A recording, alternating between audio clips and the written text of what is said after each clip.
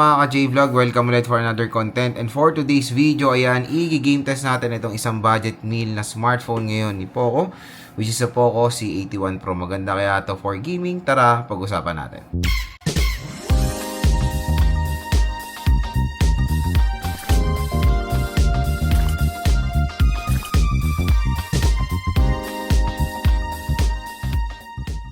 Ayan, for today's video, i-game test natin itong Poco C81 Pro. Kaya kung interested kayo bumili nito, dito lang kayo bibili sa ating link dahil mura at bagsak presyo lang ito makukuha. Tap mo yung video, may shopping button dito. Mura nyo lang makukuha itong Poco C81 Pro. So, ang lalaroin natin is ML, Honor of Kings, and COD. So, since medyo mababa lang storage nito, 64GB, yan lang po ang i-game test natin dito sa smartphone na to.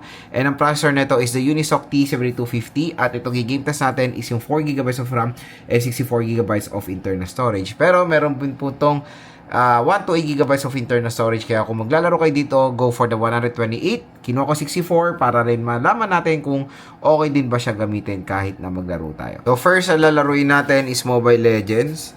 So, set natin yung settings niya. So, ayan, map quality, ultra, refresh rate, high, resolution, HD, na on ng outline at shadow.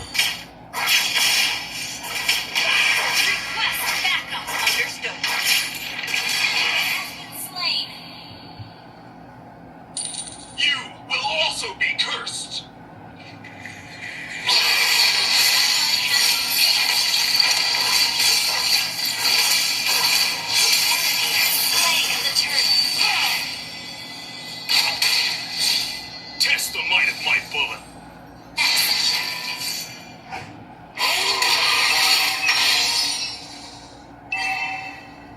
Monster kill. A gun is not my only weapon.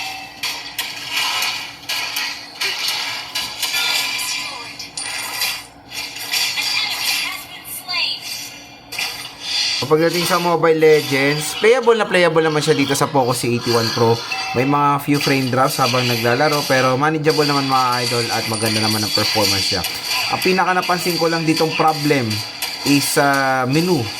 Medyo may slow response, may delay ng opening, pero pag nasa in-game naman na, okay naman na yung kanyang performance. So next is Honor of Kings. So set natin yung settings niya, graphics high, resolution ultra. Try lang naman kasi game test nga, di ba? Ranged minions on the clash lane deal more XP. And even the wind, wherever it goes. Thunder, heed my call.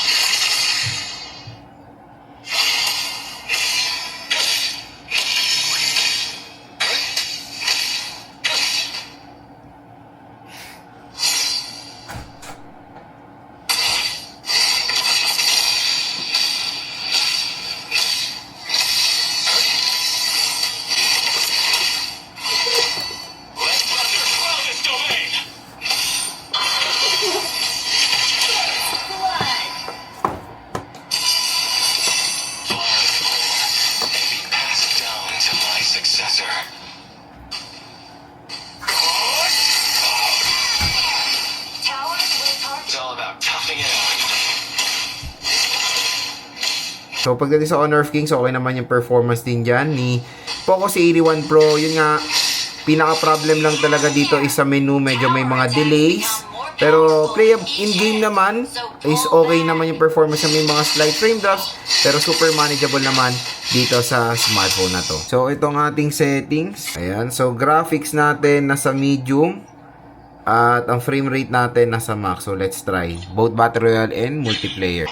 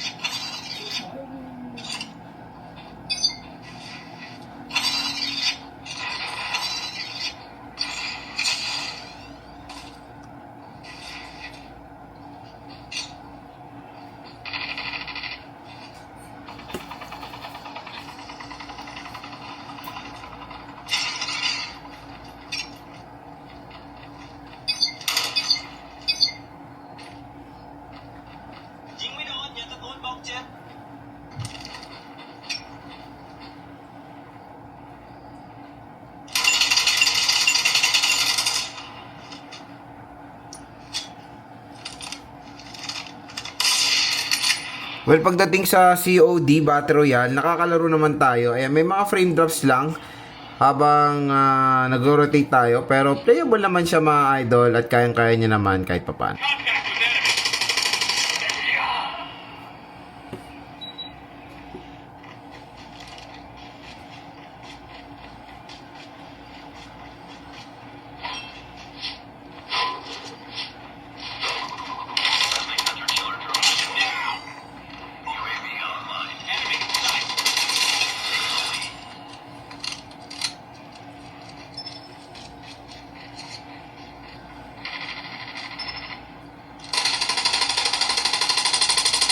Reloading, cover me.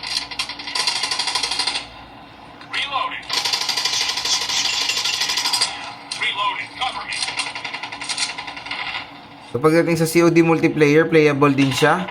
Pero may mga slight frame drops din habang naglalaro, especially pag may kalaban tayo. Ito yung game test natin dito sa Poco C81 Pro.